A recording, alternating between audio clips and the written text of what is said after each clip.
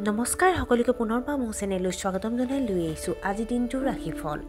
আজি হৈছে 25 আগষ্ট 2025 অসমীয়া 8 ভাদ সোমবাৰ।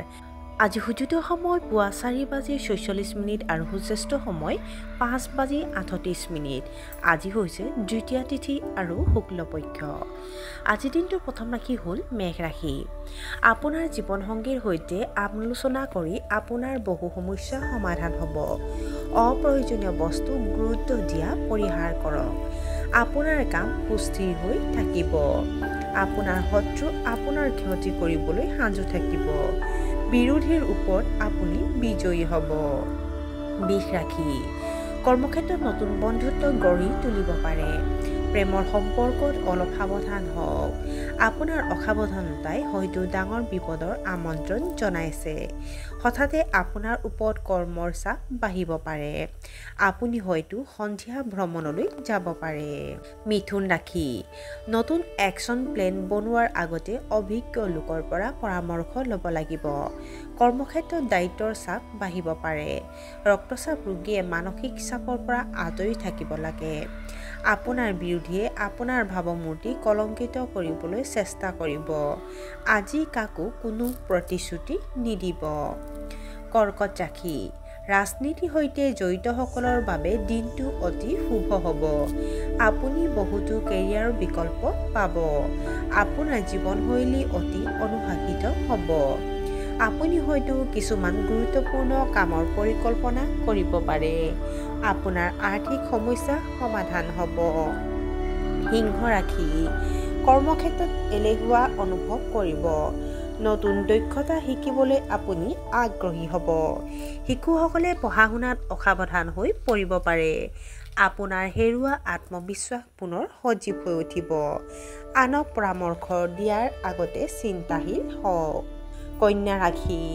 দিনটোৰ আৰম্ভণিতে বহুত কাম হ'ব।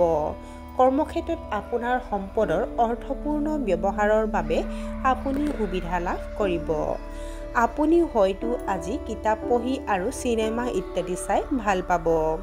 শিশুসকলে নিজৰ কেৰিয়াৰক লৈ অলপ বিভ্ৰান্ত হ'ব পাৰে। আপুনি হয়তো আপোনাৰ প্ৰেমিকৰ সৈতে ক'ৰবালৈ যোৱাৰ পৰিকল্পনা কৰিছে। তুলা ৰাশি।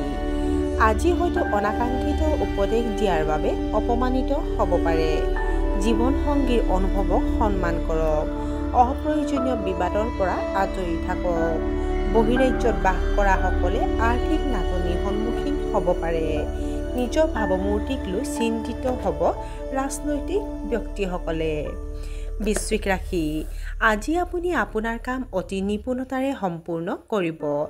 আপুনি আপোনাৰ বৈবাহিক সম্পৰ্কক সম্পূৰ্ণৰূপে উপভোগ কৰিব। ঘৰৰ সাজ-সজ্জাৰ প্ৰতি আপুনি বহুত গুৰুত্ব দিব। ব্যৱসায়ত আপুনি বৃহৎ লাভ কৰিব পাৰে। পূৰ্বপুৰুষৰ ব্যৱসায় কৰাসকলৰ আয় বৃদ্ধি পাব। আদালতৰ গোচৰত আপোনাৰ সিদ্ধান্ত আপোনাৰ পক্ষত আহিব পাৰে। ধনু ৰাশি। ব্যৱসায়িক ভ্ৰমণৰ দ্বাৰা আপুনি লাভৱান হ'ব। ব্যক্তিগত সম্পৰ্কৰ মাজত ক্ৰমবৰ্ধমান দূৰত্ব আঁতৰি যাব। নিজৰ সামৰ্থ্য অনুসৰি কাম কৰি আত্মসন্তুষ্টি অনুভৱ কৰিব। আপোনাৰ জীৱনসংগীৰ সৈতে আপোনাৰ মতানৈক্য সমাধান হ'ব। আপোনাৰ কাম সুস্থিৰ হৈ থাকিব। মকৰ ৰাশি। আপোনাৰ স্বাস্থ্য যথেষ্ট ভাল হ'ব। আপুনি গুপ্ত বিজ্ঞানৰ প্ৰতি আকৰ্ষিত হ'ব। পৰিয়ালৰ সৈতে বজাৰ কৰিবলৈ যাব পাৰে। খং নিয়ন্ত্ৰণ কৰিব লাগে।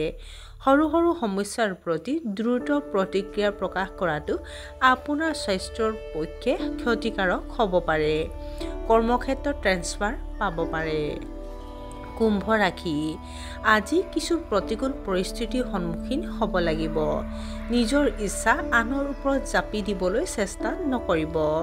ফলত আপুনি বিচলিত হ'ব পাৰে। চাইকোপেন্টৰ পৰা দূৰত্ব বজাই ৰাখক। পৰিৱৰ্তিত বতৰৰ বাবে স্বাস্থ্যৰ যত্ন লওক। বাস্তৱিক হওক নহ'লে ভুল সিদ্ধান্ত ল'ব পাৰে। আৰু আজিৰ দিনটোৰ শেষৰ ৰাশিটো হ'ল মীন ৰাশি। আপোনাৰ সুনাম বাঢ়িব। ঘৰৰ সাজ-সজ্জাৰ প্ৰতি আপুনি বহুত গুৰুত্ব দিব। পৰিচালনাৰ পেছাদাৰীসকলে ডাঙৰ সুবিধা লাভ কৰিব। আপোনাৰ পৰিয়ালত চলি থকা কিছু উত্তেজনাৰ পৰা আপুনি মুক্তি পাব। ছাত্ৰ ছাত্ৰীসকলে লাভ কৰিব ডাঙৰ শৈক্ষিক সুযোগ। আৰু আজিৰ দিনটো ৰাশিফল ইমানতে অন্ত পৰিছে। আশা কৰোঁ আপোনালোক প্ৰত্যেকৰ আজিৰ দিনটো সুন্দৰ হওক। ধন্যবাদ।